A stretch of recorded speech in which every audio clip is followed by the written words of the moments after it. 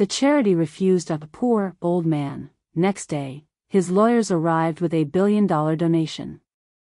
The air in the grand ballroom of the Astoria Hotel crackled with an almost unbearable tension, a stark contrast to the saccharine smiles and self-congratulatory murmurs that had filled it moments before. Gilded chandeliers cast a warm, deceptive glow over the assembled elite, their laughter tinkling like expensive ice in crystal glasses. Cordelia Thorne, impeccable in her custom-tailored gown, a vision of carefully curated elegance, had just concluded her rousing speech. Her voice, still echoing with platitudes about compassion and community, had been met with polite, appreciative applause, the kind reserved for performances rather than genuine acts. Beside her, Ignatius Vance, his slicked-back hair gleaming under the chandeliers like a polished monument to self-importance, and Serafina Croft, whose sharp eyes perpetually scanned the room for potential high-net-worth individuals to ensnare in their web, basked in the reflected glory of their foundation's supposed benevolence. A sense of triumphant anticipation hummed around them. They were prepared for the crescendo of the evening, the announcement of a new, monumental donation, a sum so vast it would solidify the Gilded Compassion Foundation's place at the apex of the philanthropic world, cementing their legacy as unparalleled benefactors of humanity. It seemed to them that nothing could possibly go wrong. The stage was theirs, the narrative perfectly controlled. But the crescendo never came. Instead, a voice, raspy yet resonant with an undeniable authority that sliced through the expectant silence, cut through the very fabric of their smug contentment. It was Percival Sterling. He stood not on the dais, the place of honor reserved for those who had paid their dues, but just inside the ballroom's main entrance, his presence commanding, his frame radiating an understated power that seemed to ripple outwards. His gaze swept over the assembled elite with an intensity that made more than one socialite subtly shift in their designer seat, a sudden, inexplicable chill seeping into the warmth of the room. It was a gaze that saw beyond the glittering facades, piercing through the layers of pretense. The game, it seems, Percival announced, his voice carrying clearly to every corner of the vast room, each syllable imbued with a chilling finality, is unequivocally over. Cordelia's perfectly sculpted eyebrows furrowed in irritation, a tiny crack in her meticulously maintained composure. She recognized the man, of course, Percival Sterling, the reclusive industrialist whose name was whispered in boardrooms across continents, whose legendary wealth was matched only by his enigmatic nature, his name etched into the annals of modern industry. His presence was an unexpected, if not entirely unwelcome, surprise. Many had tried to court him for years, for even a fraction of his legendary fortune. What she didn't understand was the unsettling chill in his tone, the barely concealed disdain that seemed to radiate from him, a cold front moving through their carefully managed climate. His arrival felt less like an honored guest and more like an uninvited judge. Ignatius, ever the pragmatist, ever quick to adapt to a perceived opportunity, stepped forward, a forced, charming smile plastered on his face, a mask he wore with practiced ease. "Mr. Sterling, what a delightful surprise. We weren't expecting you until the official announcement, perhaps?" He gestured vaguely towards a sealed envelope on the podium, hinting at the donation they believed was imminent, subtly reminding him of the part he was supposed to play. Ignatius assumed Percival was merely attempting a dramatic entrance, a flourish befitting a man of his stature, perhaps a flamboyant reveal of his supposed generosity. Such theatrics were common in their world. Serafina, less diplomatic, openly sneered, her lips curling with a familiar condescension. "Did you get lost, sir? The main presentation is about to begin. Perhaps you prefer to take your seat and wait your turn?" Her words dripped with a dismissiveness she reserved for those she deemed lesser, those who didn't understand the unspoken rules of their elite hierarchy. It was a stunning display of hubris, failing entirely to recognize that she was addressing the very man who, at that very moment, held their entire future in his hands, though she remained blissfully unaware. Percival's eyes, sharp and unwavering, fixed on the trio, dissecting them with a silent intensity. A ghost of a smile, cold and knowing, touched his lips, a grim prelude to the storm he was about to unleash. Oh, he assured Miss Croft, his turn had indeed arrived. And the presentation she was anticipating? It had been revised. He paused, letting his words hang in the air, each one a tangible weight, allowing the first tendrils of unease to snake through the room, a collective shiver of apprehension. He had had the distinct pleasure, it seemed, of experiencing the Gilded Compassion Foundation's true nature firsthand. And he had to confess, it was quite the illuminating experience. Cordelia's composure began to crack, a hairline fracture in her carefully constructed facade. Mr. Sterling, she was not sure she understood. Was this some kind of jest? They were here to celebrate their commitment to humanity, their unwavering dedication to those in need. His presence, while appreciated, was disruptive. Her voice had a brittle edge to it, the first sign of her carefully constructed illusion beginning to crumble. She still believed she held the upper hand, that this was merely a bizarre eccentricity from a notoriously peculiar billionaire, a play for attention. She had no idea the depths of the chasm that was about to open beneath her perfectly polished shoes, no inkling of the abyss into which her carefully built world was about to plunge. Percival, however, was in no hurry. He surveyed their bewildered faces, the dawning comprehension slowly beginning to register in their eyes, like a dark stain spreading across fine silk. A profound sense of satisfaction, albeit a grim one, settled over him. The stage was set. The audience was captive. And the curtain was about to rise on a truth they had desperately tried to bury under layers of deceit and self-importance. To truly understand Percival Sterling's dramatic entrance, one had to delve into the labyrinthine corridors of his past, a past far removed from the opulent ballrooms and glittering galas he now frequented. He had been born into abject poverty in a forgotten corner of an industrial city, a landscape of soot-stained brick and ceaseless labor. He had known the gnawing ache of hunger that consumed mind and body, the biting sting of cold that seeped into the very marrow of his bones. He had seen firsthand the indifference of a world that turned its back on the destitute, witnessed the systematic dehumanization that poverty inflicted. Children with hollow eyes, families huddled together for warmth in derelict buildings, the constant struggle for basic survival, these were the images seared into his memory. Yet, amidst the despair, he had also witnessed the profound, quiet acts of kindness, a shared crust of bread offered by a neighbor who had barely enough for himself, a patched-up coat handed down with a comforting word, a communal fire around which stories and warmth were exchanged. These were the simple, unheralded gestures that sustained hope in the darkest of times, acts of genuine human connection that transcended their meager circumstances.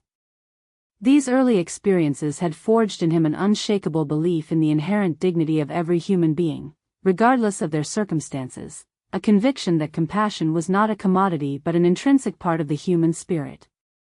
His meteoric rise from the factory floor to the summit of global industry was the stuff of legend, a testament to sheer, unyielding will. Through grit, an unparalleled intellect that devoured knowledge and problem-solving, and a relentless work ethic that saw him burn the midnight oil for years, he had built an empire from nothing. He had mastered complex financial markets, innovated technologies, and outmaneuvered competitors with a strategic brilliance that bordered on prescience. But as his wealth grew, so too did his disillusionment. He watched as the philanthropic world, once a beacon of genuine compassion, transformed into a performative spectacle, a grand stage for the wealthy to parade their supposed generosity while often neglecting the very people they claimed to serve.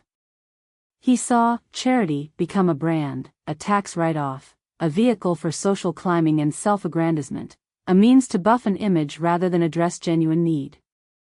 The quiet, selfless acts he had witnessed in his youth were replaced by lavish galas, glossy PR campaigns, and corporate jargon, synergistic solutions, impactful metrics, stakeholder engagement, all designed to obscure a chilling lack of genuine empathy, a cold calculation beneath a warm facade.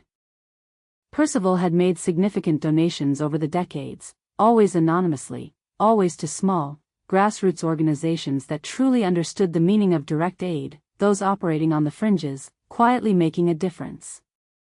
He supported local soup kitchens, small community shelters, vocational training programs in impoverished neighborhoods. But even these efforts felt like drops in an ever-widening ocean of superficiality, a futile attempt to stem a tide of performative virtue. He yearned to find an institution that embodied the true spirit of compassion, one that prioritized human need over public image, substance over show. His immense fortune, he believed, could be a force for unparalleled good, but only if directed to the truly deserving, to those who genuinely understood the weight of human suffering. The Gilded Compassion Foundation, led by the charismatic Cordelia Thorne, had initially caught his eye. Its public image was impeccable, glossy brochures adorned with smiling, diverse faces, heart-wrenching testimonials from supposedly transformed lives, high-profile celebrity endorsements. They promised transformative change, sustainable solutions, and a direct impact on the lives of the most vulnerable. Percival, however, was a man who looked beyond the veneer. He had heard whispers, subtle undertones in the financial reports, a faint scent of corporate ruthlessness beneath the altruistic facade. He noted their disproportionately high administrative costs, the vague language in their impact reports, the way they seemed more focused on fundraising events than on actual outreach. He suspected that the Gilded Compassion Foundation was precisely what its name suggested, a gilded cage, beautiful on the outside, but perhaps hollow within, a shell designed to capture public admiration while its core remained empty. He decided then that he would not simply write a check based on a prospectus, based on carefully crafted marketing materials. He would test them. He would strip away his identity, shed the trappings of his immense wealth, and present himself as one of the very people the Gilded Compassion Foundation claimed to champion, an elderly, impoverished man in desperate need. This was not merely a test of their policies, their stated mission, but of their very souls, their fundamental humanity. Could they see beyond the tattered clothes, the unkempt hair, the worn-out shoes? Could they recognize the inherent worth of a human being stripped of all societal markers of success, of all outward signs of status? The plan was meticulously crafted, every detail considered, every contingency accounted for. For weeks, Percival immersed himself in the role. He studied the mannerisms of the truly destitute, the subtle ways their bodies betrayed years of hardship, the defensive slump of shoulders, the cautious, darting gaze, the hesitant shuffle. He acquired threadbare clothes from thrift stores, clothes that smelled faintly of damp and age, and meticulously dirted his hands, rubbed grime into his fingernails. He practiced walking with a slight, hesitant shuffle, a gait that spoke of weary bones and uncertain futures. He even learned to mimic a persistent, dry cough, a common affliction among the elderly living on the streets, a sound that conveyed vulnerability and an underlying frailty. His appearance would be so convincing, so utterly devoid of his usual commanding aura, that even his closest associates would fail to recognize him. The disguise was not merely a costume, it was a profound psychological transformation, allowing him to experience the world through the eyes of the vulnerable, to feel the chilling indifference he sought to expose. He chose a particularly cold, blustery Tuesday for his visit to the Gilded Compassion Foundation's main office, a building that ironically exuded an air of corporate opulence, standing majestically amidst gleaming glass skyscrapers, a stark contrast to the realities of poverty. He would seek the simplest of needs, a warm meal, a temporary shelter from the biting wind. He would present no identification, no grand story of past glories, just the raw, unvarnished plea of an old man who had nowhere else to turn, a man on the very fringes of society. He believed that true compassion was not demonstrated by grand gestures on a public stage, by million-dollar pledges, but by the quiet, unheralded acts of kindness shown to those who could offer nothing in return, to those who seemed to have no value in a transaction-driven world. And Percival Sterling, the billionaire, was ready to become a pauper, to see if the Gilded Compassion Foundation truly lived up to its name, or if it was merely a hollow edifice built on the ashes of genuine human connection. The answer, he suspected, would be chillingly clear. The biting wind whipped around Percival Sterling as he shuffled towards the gleaming glass doors of the Gilded Compassion Foundation. The cold seemed to penetrate his very soul, a raw, constant companion. His old, oversized coat, a cheap, synthetic thing, offered scant protection, and his worn shoes seemed to amplify the chill seeping into his bones. He clutched a threadbare satchel, its contents meager and unrevealing, a prop in his carefully constructed reality. He was no longer Percival Sterling, industrialist, a titan of industry.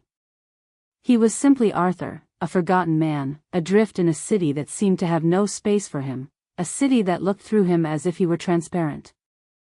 Inside, the lobby was a symphony of polished marble and hushed efficiency. The air was warm, almost oppressively so, a stark contrast to the biting cold outside, but it offered no warmth to him. A receptionist, sleek and young, her hair perfectly coiffed, sat behind a futuristic desk, her gaze barely lifting from her computer screen as Percival approached. Her disinterest was palpable, a subtle barrier. "Excuse me, miss," Percival croaked, his voice deliberately weak, rasping from his feigned cough, a sound designed to elicit sympathy. He was hoping for some assistance. A meal, perhaps? And a warm place, just for a few hours? His eyes, though dulled by the disguise, still held a keen observational quality, noting her discomfort. The receptionist, clearly uncomfortable with his disheveled appearance, grimaced, a flicker of distaste crossing her otherwise placid face. Her eyes flitted nervously towards the foundation's pristine white walls, as if Percival's very presence might smudge them, might tarnish the carefully maintained image. "Sir, this is the Gilded Compassion Foundation, not a soup kitchen. We deal with strategic philanthropic initiatives. We fund large-scale projects, not individual handouts." She spoke with a rehearsed politeness that barely masked her disdain, a well-practiced script for dismissing the unwanted. "Perhaps you've come to the wrong place? There's a shelter a few blocks east," he believed. Her finger pointed vaguely, dismissively. Percival persisted, his old eyes meeting hers, a flicker of something unreadable in their depths, a silent challenge. "But your mission statement, it speaks of aiding the vulnerable, offering solace to those in need." He was in need. It was a direct quote from their glossy brochure, a challenge to their stated values. Her composure cracked. A ripple of impatience crossed her face. "Look, sir," she would have to ask him to leave. He was making their other visitors uncomfortable. She gestured vaguely towards an impeccably dressed couple who had just entered, their noses subtly wrinkled as they took in Percival's appearance, their polite smiles faltering. The receptionist's priority was clear, maintaining the facade for the donors. Just then, Ignatius Vance emerged from an office, his voice booming as he discussed a new PR strategy on his phone, oblivious to the quiet drama unfolding. He stopped mid-sentence, his eyes narrowing as he took in the scene, his attention drawn by the unwelcome intrusion. "What was going on here?" he demanded, his tone sharp, his voice carrying an unmasked annoyance. "Who was this man?" The receptionist, relieved to have her authority figure intervene, quickly explained. "He's asking for basic assistance, Mr. Vance." She had told him they were not equipped for that. Ignatius scoffed, surveying Percival with unconcealed contempt, his lips curling in a sneer. Equipped for that? His dear girl, they were equipped to change the world, not to coddle every vagrant who wandered in off the street. He turned his attention to Percival, his smile a thin, cruel line, devoid of warmth. "Sir, with all due respect, your appearance was not congruent with the image they projected there. They were the Gilded Compassion Foundation. Their donors expected a certain level of decorum. And frankly, his presence was tarnishing it." He took a step closer, his voice dropping to a harsh whisper, a tone meant to intimidate. Did he understand? This was a place of prestige. They did not tolerate unsightly elements. Percival felt a deep, cold ache settle in his chest. It was not the feigned hunger or the simulated chill, but the profound disappointment that pierced him, a confirmation of his deepest fears. This was the true face of their compassion. So, compassion had a dress code now, he murmured, his voice barely audible, a quiet challenge that seemed to sail right over Ignatius's head. Ignatius barked a laugh, a harsh, dismissive sound. Compassion had a purpose, old man. It was about leveraging influence, building strategic partnerships, creating a lasting legacy. It was not about enabling dependency.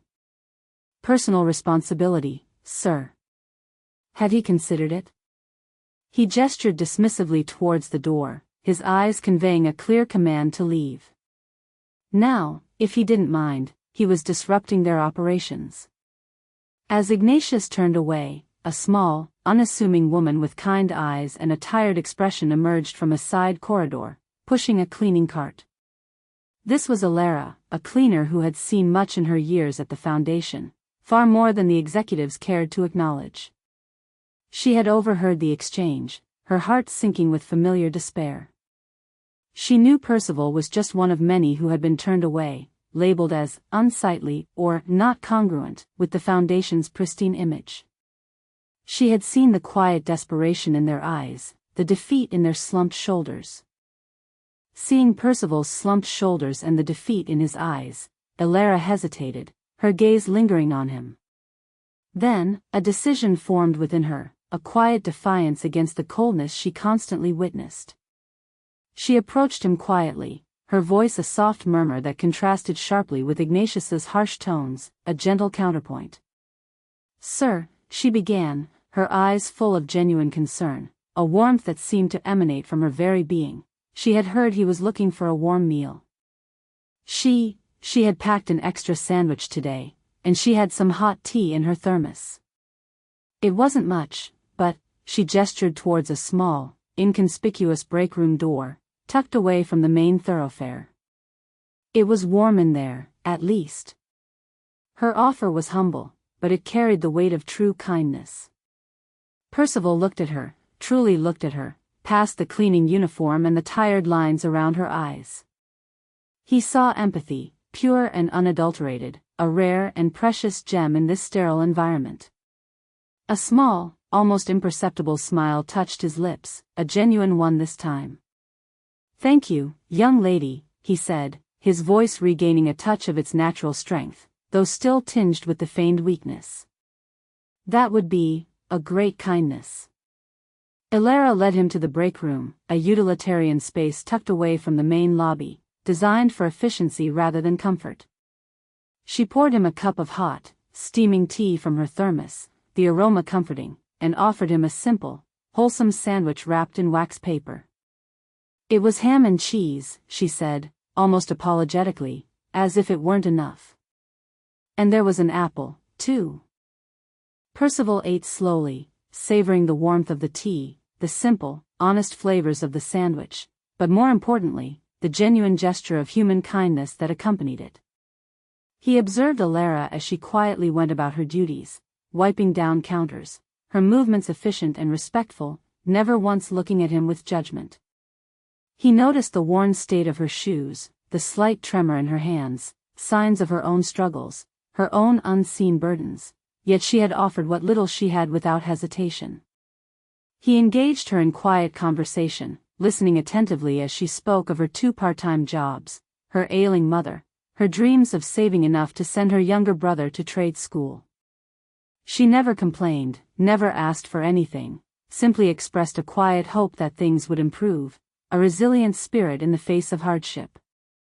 He realized, with a growing sense of certainty, that he had found the true heart of compassion, not in the Foundation's lofty mission statements, but in this unassuming woman. His comfort was short-lived. Seraphina Croft, trailing a cloud of expensive perfume that seemed to assault the humble space, swept into the break room a few minutes later, her eyes immediately falling on Percival and the sandwich, her expression one of utter disdain. "Elara," she snapped, her voice sharp enough to cut glass, piercing the quiet comfort. What was this? Was she inviting vagrants into their staff areas now? Did she have any idea the health and safety risks involved in such a reckless act? And what about their image? This was completely unacceptable. Elara flinched, her face flushing, shrinking under the verbal assault. She just offered him a little something, Ms. Croft. He had looked so cold and hungry. Serafina's laugh was cold and mirthless, a sound utterly devoid of humor. Hungry? Or perhaps just looking for a free ride, like so many of them. She should not be so naive, Elara. They had protocols for a reason. This wasn't a charity, it was a foundation. There was a difference. They did not just give handouts, they empowered communities. He needed to go through the proper channels, if there even were any for his type. Her eyes flickered with disgust towards Percival, as if he were an insect. And frankly, her misguided kindness was a liability. Percival felt a surge of controlled anger at her cruelty, her utter lack of understanding. Percival watched, his heart heavy, a profound sadness settling over him. He saw Elara's humiliation, the way she shrank under Serafina's verbal assault, her quiet dignity being trampled. Yet, he also saw the unyielding compassion in her eyes, a quiet defiance that refused to be extinguished, a spark that burned brighter than any corporate facade. Later that afternoon, Cordelia Thorne herself made an appearance, drawn by the commotion, by the perceived threat to her foundation's pristine image. She was less overtly cruel than Ignatius or Serafina, but her dismissiveness was equally chilling, perhaps even more so, for it was cloaked in a veneer of polite detachment. She stood at a polite distance, her arms crossed, her expression one of weary condescension, as if Percival were an inconvenience she merely had to tolerate. "Sir," she addressed Percival, her voice smooth and devoid of warmth, carefully modulated. She understood he had been causing a bit of a disturbance. Their mission was critical, and they could not afford distractions. They encouraged self-sufficiency there. Perhaps he should seek employment, or enroll in a vocational program. Their foundation, while dedicated to upliftment, did not provide direct, unscheduled relief. Their resources were allocated to grander, more impactful endeavors. His needs, while unfortunate, fell outside their operational parameters. She then turned to Elara, her smile tightening, a warning in her eyes. "Elara, a word in her office, please." They needed to discuss the proper application of Foundation policies. Her empathy, while commendable in theory, must be tempered by pragmatism. The implication was clear, Elara's job was on the line. As Percival was politely but firmly escorted out, his feigned fragility giving way to a quiet determination that hardened his resolve, he nodded almost imperceptibly to Elara. He had seen enough. The Gilded Compassion Foundation was a hollow shell, its heart replaced by a corporate ledger, its soul consumed by image and profit. But he had also seen a flicker of genuine light in the darkness, a single ember of true compassion in Elara, a testament to the enduring power of human goodness. The grand plan for the foundation had shifted. The billion-dollar donation would not go to those who spoke of compassion but practiced contempt. It would go to those who embodied it, silently and selflessly. The stage was set for a very different kind of reveal. The irony of being dismissed as a vagrant by the very people he sought to fund was not lost on him, it merely solidified his conviction. The Gilded Compassion Foundation's annual Beacon of Hope Gala was in full swing, a glittering spectacle designed to impress and extract further donations from the city's elite. The grand ballroom of the Astoria Hotel hummed with the superficial chatter of philanthropists and socialites, their diamond-studded wrists clinking as they raised champagne flutes in performative toasts. The air was thick with the scent of expensive perfumes and the faint, sweet smell of self-congratulation.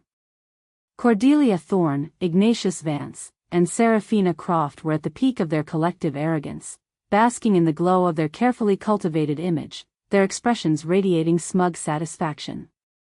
They were moments away from the grand announcement, the impending, anonymous billion-dollar donation, which they had cleverly leaked to the press, generating a frenzy of speculation and further burnishing their reputation. They believed their carefully constructed world was impenetrable, their success immutable. They envisioned accolades, awards, and an even greater influx of wealth. A hush fell over the room as a powerful, resonant voice, amplified by the ballroom's acoustics, cut through the din, shattering the illusion. The game, it seemed, the voice declared from the entrance, each word a hammer blow against the silence, was unequivocally over. All heads turned, a collective snap of attention. There, framed in the opulent doorway, stood Percival Sterling. He was not in the threadbare clothes of Arthur, the humble, defeated old man. He was impeccably dressed in a bespoke suit of dark, rich fabric, tailored to perfection, his silver hair neatly combed, his posture ramrod straight, radiating an aura of undeniable power and authority. Beside him stood two stern-faced individuals, easily identifiable as high-powered legal counsel, their expressions grave and determined, and a small entourage of equally formidable security personnel. His eyes, no longer dulled by feigned age and hardship, gleamed with an intelligent, almost predatory light, scanning the room, landing finally on the stunned trio at the dais. Cordelia, her initial irritation giving way to confusion, then a dawning horror that chilled her to the bone, stared at him. The memory of the disheveled old man she had dismissed just days prior flickered in her mind, an unbidden, unsettling image, an echo of a minor inconvenience. She dismissed it instantly. It couldn't be. It was impossible. Her mind scrambled for a rational explanation. Ignatius, ever the opportunist, ever quick to pivot, straightened his tie, forcing a smile that was brittle and unconvincing. Mr. Sterling. What an entrance. They were just about to announce his generous contribution, of course, anonymously as per his request. He gestured grandly towards the empty space on the podium where the ceremonial check would have been unveiled, trying to salvage the situation, to bend Percival's dramatic flair to their narrative. Percival's gaze was unwavering, fixed on the trio, dissecting their fear and confusion. His contribution, Mr. Vance, was precisely what they needed to discuss. But it would not be anonymous. And it would certainly not be generous to their establishment. The words hung in the air, weighted with a chilling promise. Serafina scoffed, her voice laced with ingrained disdain, attempting to regain control. Was he feeling quite well, Mr. Sterling? Perhaps he had had too much excitement. They had a reputation to uphold. And frankly, this public spectacle was beneath them. Her arrogance still blinded her to the precipice they stood upon. A cold, knowing smile touched Percival's lips, a grim satisfaction playing at the corners of his mouth. Beneath them, Miss Croft? Indeed. Just as the dignity of a hungry old man was beneath them. Just as the simple request for a warm meal was beneath them. Just as the very essence of genuine compassion was beneath all of them. His voice was calm, but the undercurrent of his fury was palpable, a low hum that filled the vast room. The air thickened, becoming heavy with unspoken tension. The murmurs grew louder, a wave of confused whispers sweeping through the assembled guests. People exchanged bewildered glances, trying to piece together the meaning of this unprecedented confrontation. Percival's legal counsel stepped forward, one holding a tablet, the other a thick file, their presence adding an undeniable weight of officialdom to the unfolding drama. Ladies and gentlemen, Percival continued, his voice now ringing with absolute authority, silencing the room, cutting through the rising tide of whispers, he was Percival Sterling. And for the past few days, he had been living among the very people the Gilded Compassion Foundation claimed to serve. He had disguised himself as an elderly, penniless man, seeking nothing more than a meal and a moment of shelter from the cold. His eyes swept over Cordelia, Ignatius, and Serafina, who now stood frozen, their faces draining of color as the horrific, undeniable realization dawned on them, the blood rushing from their cheeks. Their past actions, so easily dismissed, were now glaringly exposed. And what did he find? Percival's voice rose, filled with controlled fury, gaining momentum. He found a foundation that preached compassion but practiced contempt. He found a CEO, Ms. Thorne, who lectured him on personal responsibility while turning away a human being in dire need, a human being seeking only basic sustenance. He found a senior manager, Mr. Vance, who deemed his very presence unsightly and a tarnish on their pristine image.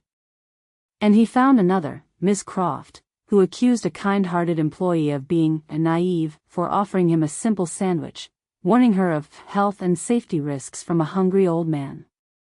He paused, letting the damning words hang in the air, allowing the collective gasp from the audience to reverberate, a wave of shock and disbelief.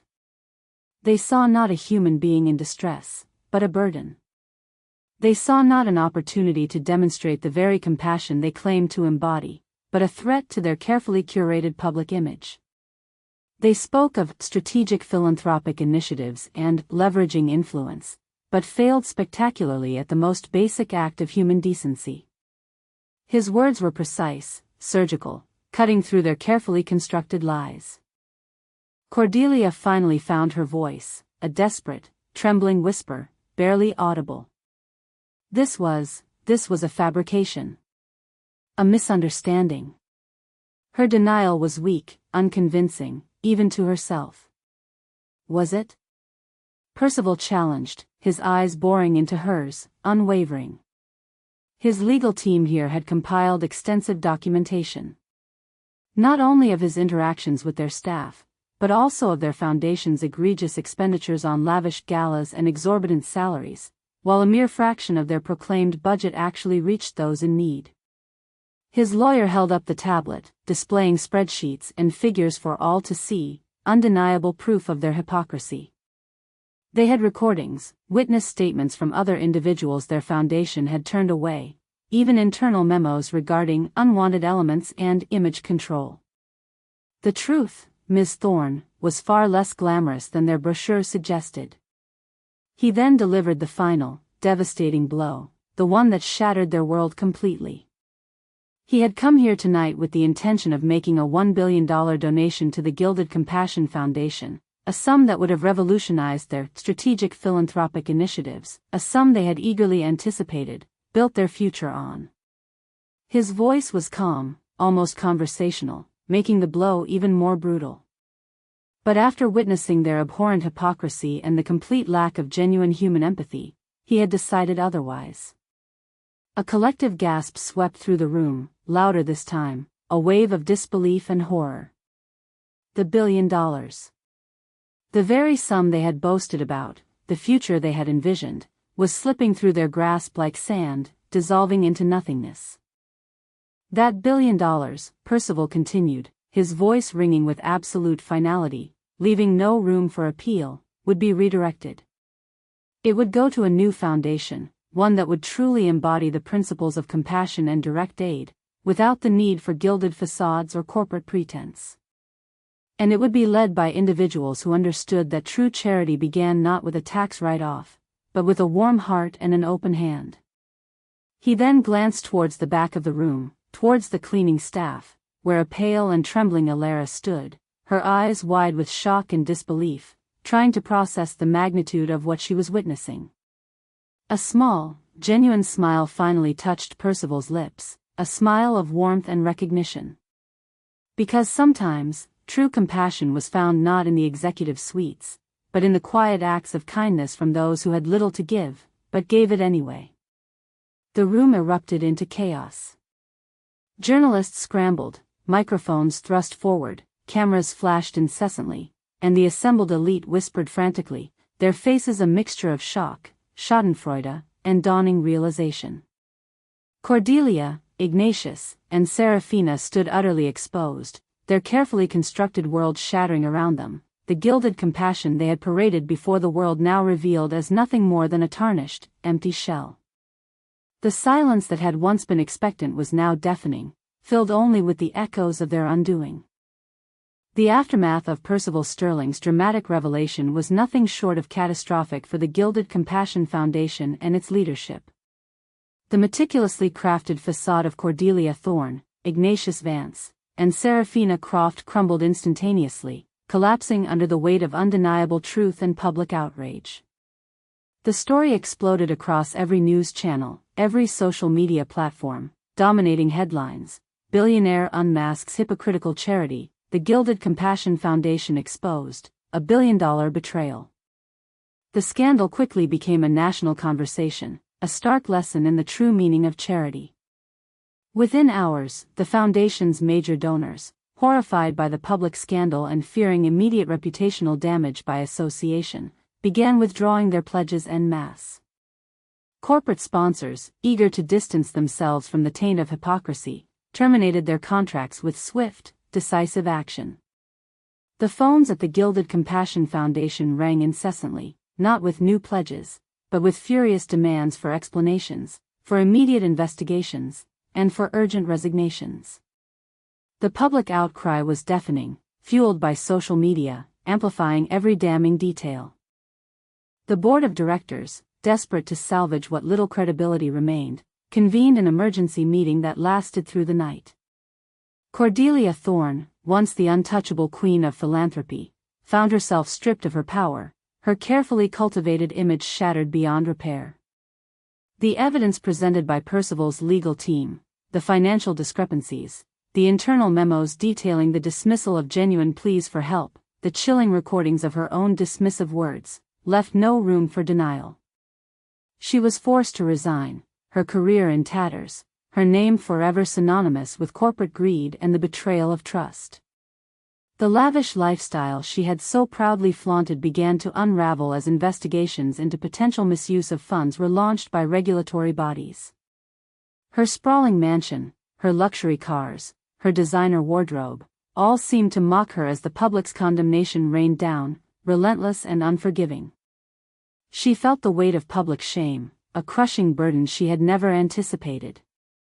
Ignatius Vance, whose ambition had always outweighed his ethics, found himself blacklisted from every reputable organization in the philanthropic and corporate world. His attempts to secure new employment were met with polite but firm rejections, his reputation preceding him like a dark shadow.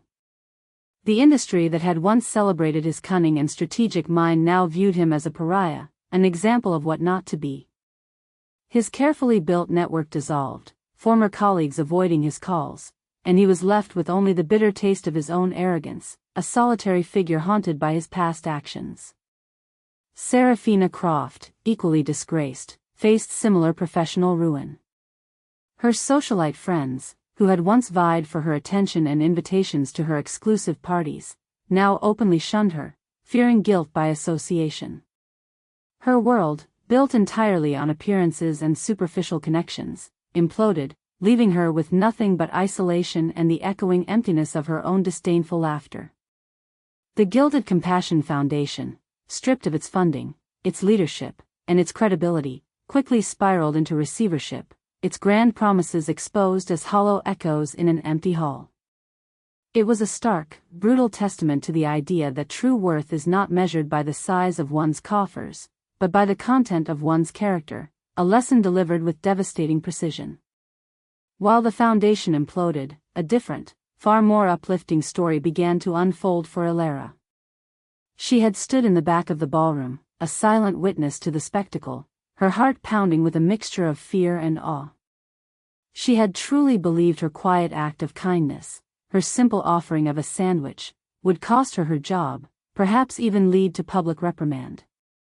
Instead, Percival Sterling, after his damning expose, had sought her out, a gesture that filled her with a nervous anticipation. The following morning, Ilera, still reeling from the events of the gala, received a phone call from Percival Sterling's personal assistant. She was invited to a private meeting at his downtown office. She went, her hands trembling, her mind racing with possibilities, expecting perhaps a simple thank you, a small gesture of appreciation. What she received, however, transcended anything she could have ever imagined. Percival sat across from her, his gaze kind and direct, devoid of the coldness he had shown the trio, a warmth radiating from him. "Ilera," he began, his voice gentle, "your compassion, your simple act of human decency, stood out like a beacon in the darkness. You saw a human being, not a burden. You gave from your own meager resources, not from an overflowing marketing budget. That, to him, was the true spirit of charity. His words brought tears to her eyes, tears of validation and overwhelming emotion. He then laid out his offer, an offer that would change her life forever. He had already begun establishing a new philanthropic entity, the Sterling Compassion Initiative, dedicated to direct, transparent aid to those truly in need, built on the principles he cherished. He offered Alara not just a job, but a pivotal role within this new organization, a position of true influence. He wanted her, he said, his eyes unwavering, conveying his deep trust, to help them build this from the ground up. To ensure that every action, every decision, was rooted in the genuine empathy she possessed. She would be a director, with the authority to ensure their resources reached the most vulnerable, without bureaucracy or pretense. Alara was stunned, speechless. Her eyes welled up, tears blurring her vision. Mr. Sterling, she was just a cleaner. She didn't have the experience for something like that. Doubt crept into her voice, a lifetime of underestimation making her question her own worth. Percival smiled gently, a genuine, warm smile. You have more experience than any of them. You have a heart, Alara. That was the only qualification that truly mattered here. His words were a balm to her soul, a profound affirmation. But his generosity did not stop there. He understood the silent struggles Alara had endured, the years of quiet sacrifice. He presented her with the deed to a small, comfortable house, fully paid for, complete with a garden she had always dreamed of, a place of peace and security. He established a trust fund for her ailing mother's medical care, ensuring her mother would receive the best possible treatment without financial worry. And he set up an educational fund for her younger brother, ensuring he could pursue his trade without financial burden, his future secure. Alara was utterly speechless, tears streaming down her face, tears of profound relief and gratitude. She tried to articulate her gratitude, but only choked sobs emerged, her emotions overwhelming her. She didn't know what to say. She just gave him a sandwich. Percival leaned forward, his voice soft but firm, his gaze filled with a quiet understanding. You gave me hope, Alara. You reminded me that true goodness still exists, even in the most unexpected places. And that, his dear, was worth far more than $1 billion. Her shock slowly gave way to an overwhelming sense of profound gratitude, a feeling that blossomed in her chest. The weight of years of struggle, of silent worry and countless sacrifices, began to lift from her shoulders, replaced by a lightness she had never known.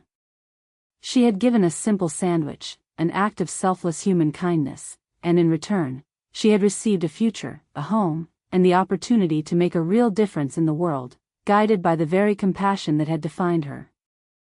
Months later, the dust had settled, and the landscape of philanthropy had irrevocably shifted. The Gilded Compassion Foundation, once a towering symbol of corporate charity, was a cautionary tale, its opulent building now standing empty, a stark monument to its own hubris and the emptiness of its mission. Cordelia Thorne, Ignatius Vance, and Seraphina Croft were shadows of their former selves, struggling to find relevance in a world that had rejected them. Their names, once synonymous with power and prestige, were now whispered with a mixture of contempt and pity.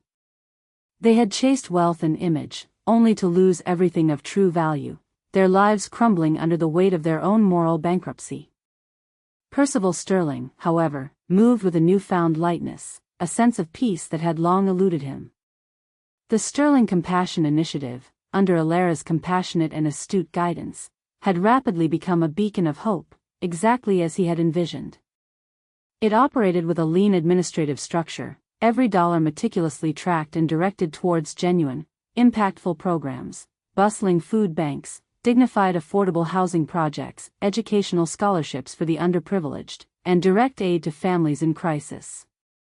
Alara, with her quiet strength and unwavering empathy, had proven to be an exceptional leader, ensuring that the foundation's heart remained firmly rooted in its mission, never losing sight of the individual human beings they served. She saw every individual who sought help, not as a statistic or a burden, but as a human being deserving of dignity and support, a reflection of her own profound humanity. Percival often visited the initiative's bustling community centers, observing Alara as she interacted with beneficiaries, her face radiating warmth and genuine care, her actions speaking louder than any grand speech. He saw in her the embodiment of the quiet acts of kindness he had witnessed in his own impoverished youth, the selfless gestures that had left such an indelible mark on his soul. The cynicism that had long plagued him, the jaded view of humanity he had acquired in his rise to power, had begun to dissipate, replaced by a quiet sense of satisfaction and renewed faith in humanity's inherent goodness. He had not merely punished the corrupt, he had empowered the compassionate, illuminating the path for true change. His dramatic reveal had sent ripples beyond the world of charity, prompting introspection across various sectors about the true meaning of service and accountability.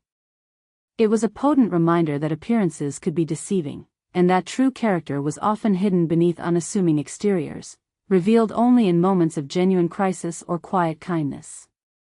The event served as a profound and timeless lesson, echoing through the corridors of power and the quiet corners of everyday life. It taught that true character is not forged in the spotlight of public acclaim or measured by the size of one's bank account, but rather, it is best revealed in darkness, when faced with adversity and the opportunity to act selflessly without expectation of reward.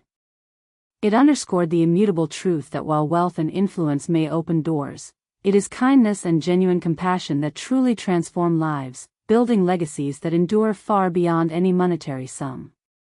For in a world often blinded by superficiality, goodness, in its purest form, always finds its own magnificent reward.